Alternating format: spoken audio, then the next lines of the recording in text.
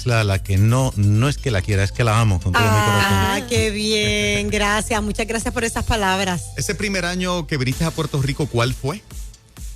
Vaya, no estaba preparado para esa pregunta. Yo creo que hace como 6 años. Hace 6 años atrás fue mi primera vez. Amenacé con volver y lo vengo cumpliendo. Con esa amenaza la has cumplido siempre. Sí, así es.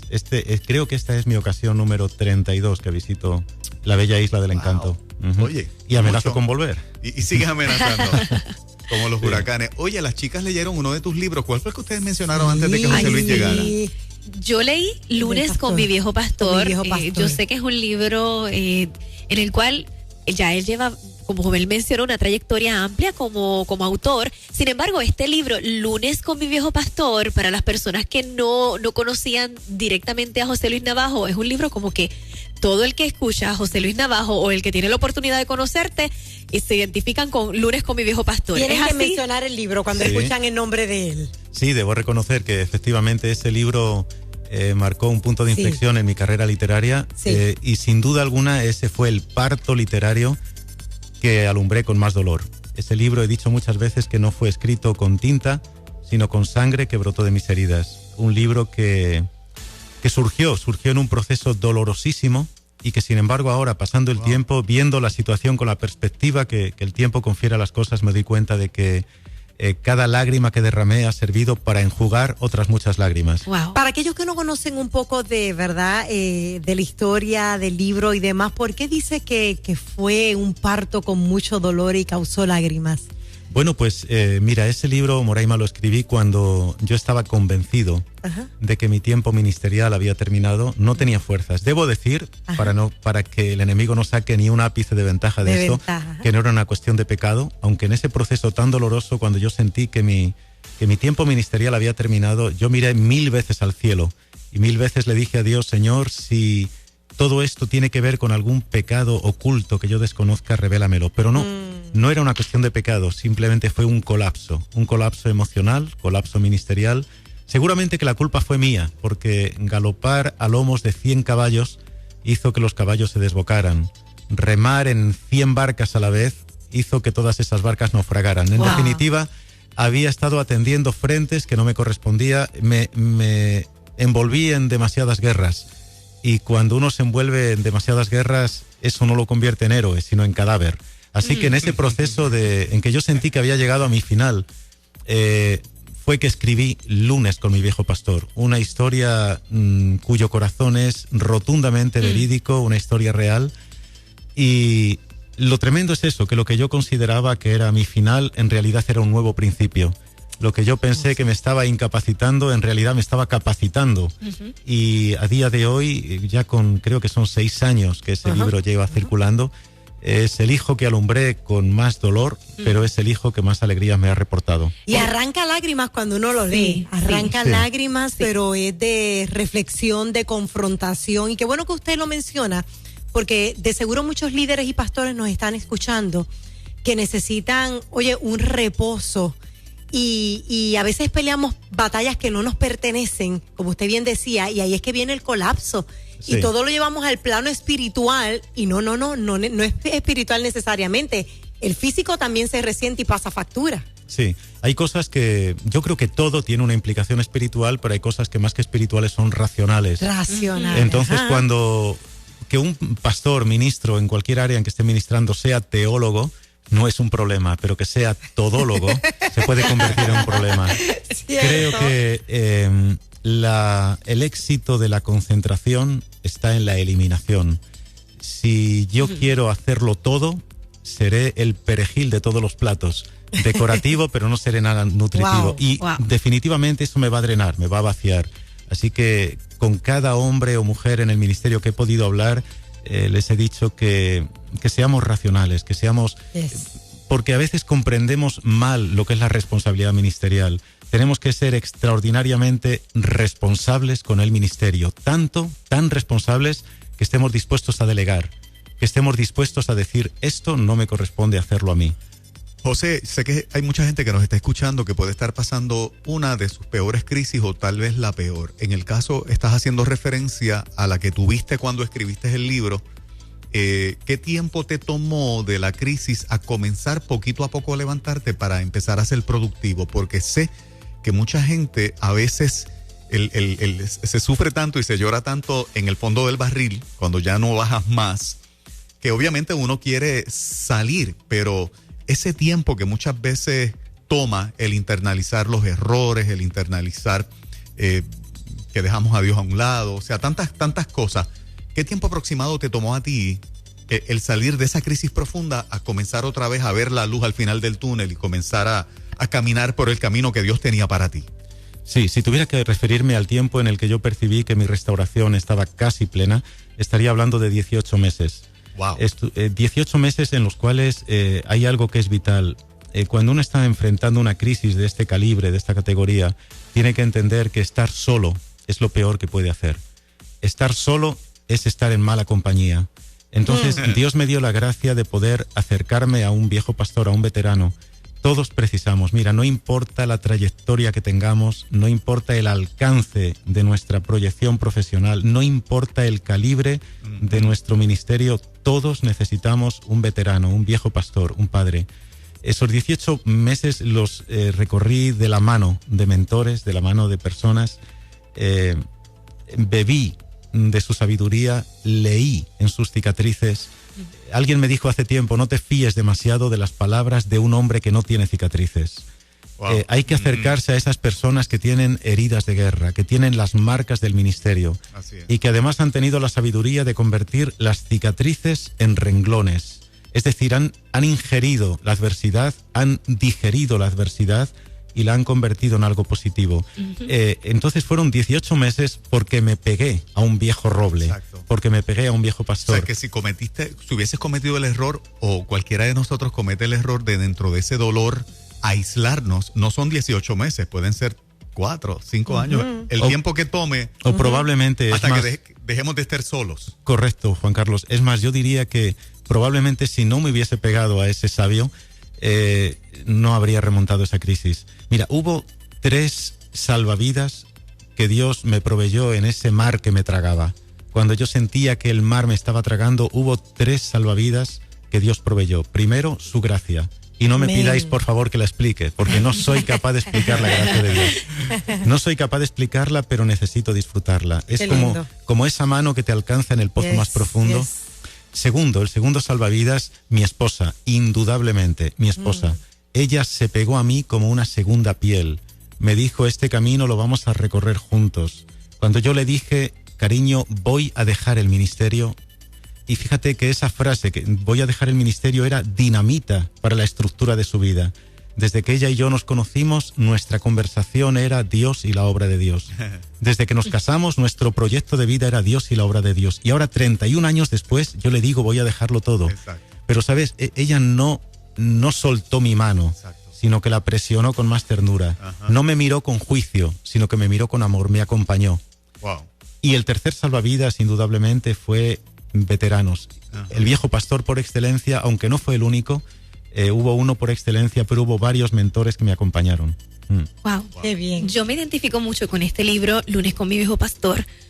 Soy pastora y obviamente cuando se inicia este libro yo lo recibí prácticamente en una etapa importante dentro de lo que es el ministerio pastoral, pero una etapa también donde fue para mí de gran aprendizaje, donde debemos nosotros siempre tener ese mentor, tener esa persona donde podamos tener apertura, porque muchas veces los pastores nos guardamos y nos cerramos, ¿verdad? Nos encerramos las situaciones y ahí es donde entonces llega ese momento que decimos vamos a entregar el ministerio, no voy a seguir con el ministerio, sin buscar las herramientas apropiadas. Y este libro, Lunes con mi viejo pastor, tiene herramientas poderosas porque son herramientas de vivencias, que tal cual las narra es la vivencia y es el pastor poder identificarse con esas etapas en particular donde llegas a decir, esto no es para mí.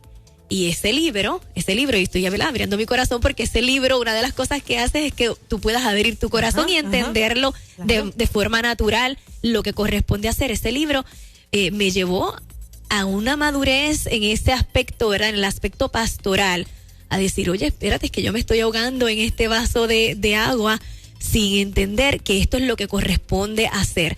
no guardarme las cosas para mí, sino tener un mentor y tener una persona con quien tú las puedas dialogar. Correcto. Una persona que ya recorrió el camino, como es ese libro. Eso es lo correcto. Y la conclusión que yo traigo de esto es que definitivamente la orfandad espiritual mata. Ajá. La orfandad espiritual mata. Pero fíjate que ese libro fue probablemente el único de los libros que hasta ahora tengo publicados que no lo escribí con el objetivo de publicar. Es más, no quería publicarlo.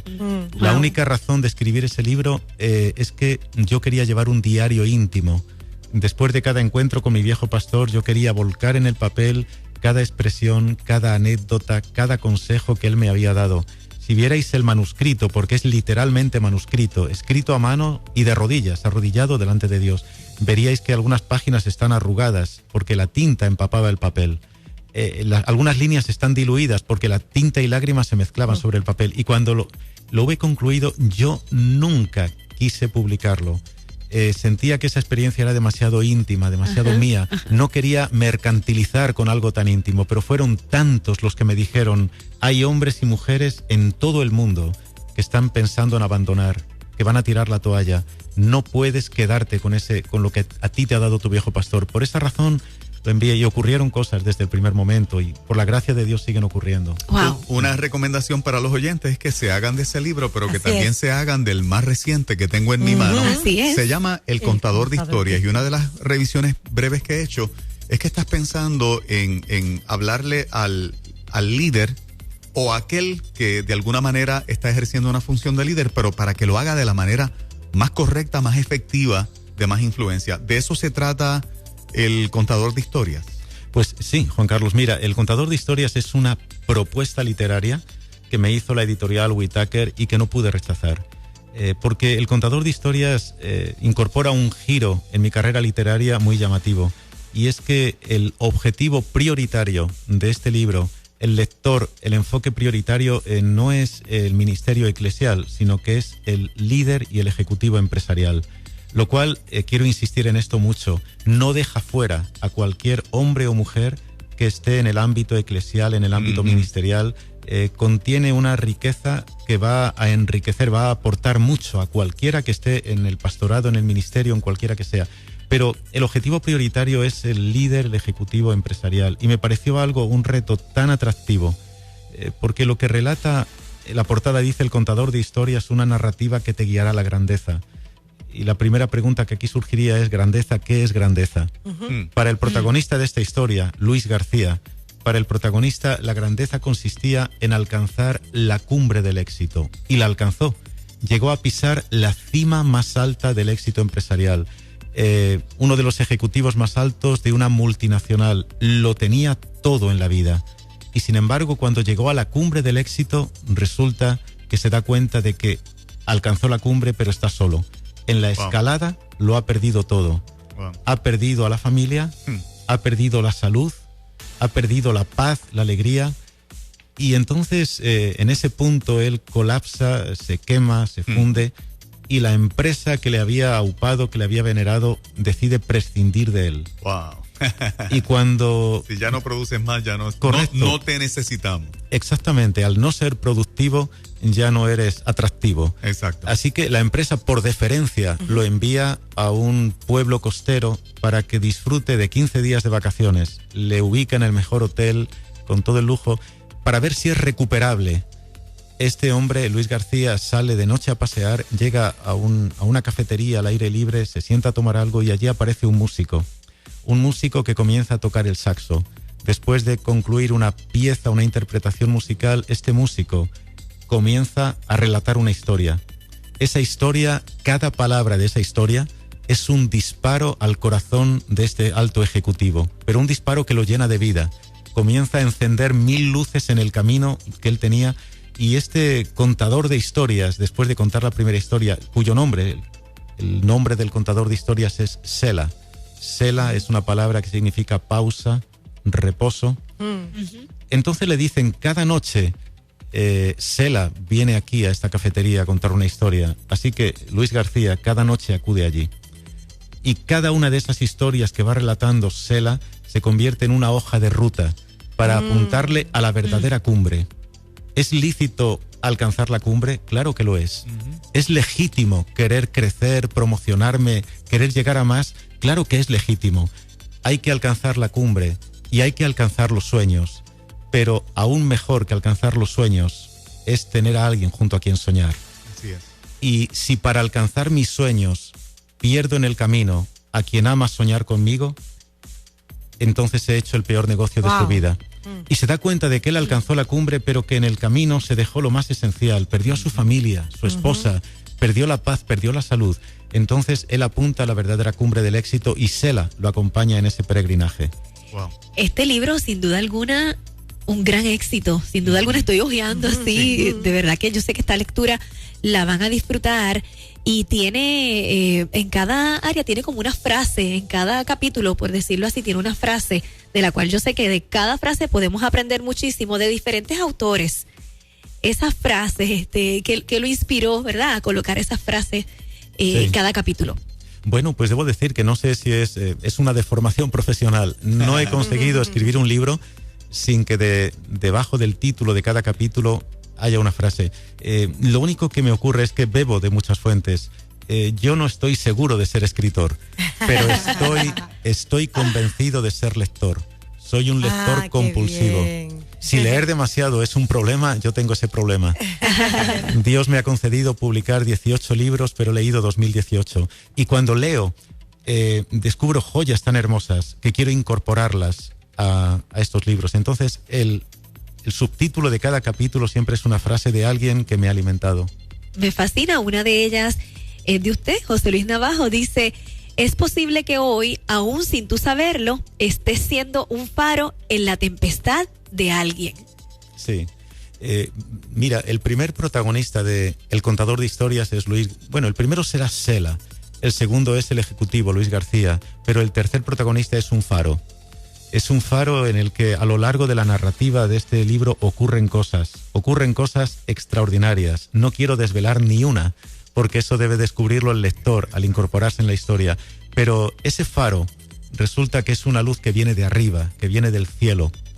Y por eso yo digo que a menudo, sin saberlo, estamos siendo faro en la tempestad de alguien. A veces pensamos, hoy es el peor día de mi vida, y sin embargo ese peor día de mi vida ha sido el mejor día en la vida de otro, por algo que hice, por algo que dije, por algo que actué. José dice que es una narrativa empresarial este libro. ¿Por qué? Bueno, como dije, el foco principal son los empresarios. Ahora, quiero insistir en esto. Desde que este libro vio la luz hace poquitos meses, estoy recibiendo cartas de hombres y mujeres que nunca han ocupado puestos directivos en ninguna empresa y que están siendo ministrados. A eso iba. O sea, no necesariamente tiene que ser empresario quien lea, sino aquel que aspira también. Correcto. Aquellos que nunca han sido también. Solo se pide una cosa, que el lector tenga un ámbito de influencia. Quiero decir, que esté influyendo sobre alguien. Y tú, Moraima, y yo, y nosotros estamos influyendo en alguien. Hay madres que están influyendo en sus hijos. Así es. Hay esposos que están influyendo en sus familias. Es decir, todos somos personas de influencia. Y ellos son los objetivos de este libro. Yo quisiera regresar, vamos a hacer la pausa, pero hay una parte que utilizas para hacer un contraste entre un tipo de persona. Y por ejemplo, ¿verdad? Parte de esta lectura dice: José Luis Navajo, en este libro, El Contador de Historias, nos lleva a reír, llorar y reflexionar, y sobre todo a encontrar las diferencias. Escucha, Moraima, para nosotros los que estamos, ¿verdad?, en una posición como la que estamos. Las diferencias entre ser activo y ser efectivo, de asombrar a transformar. Me encanta. Y del liderazgo de imposición al liderazgo de influencia. Vamos a una pausa. Me gustaría que José Luis me hablara de esas tres cositas en breve. Esto es Cerrando el Día, 97.7 nuevamente. Yo voy cerrando el día, es diferente.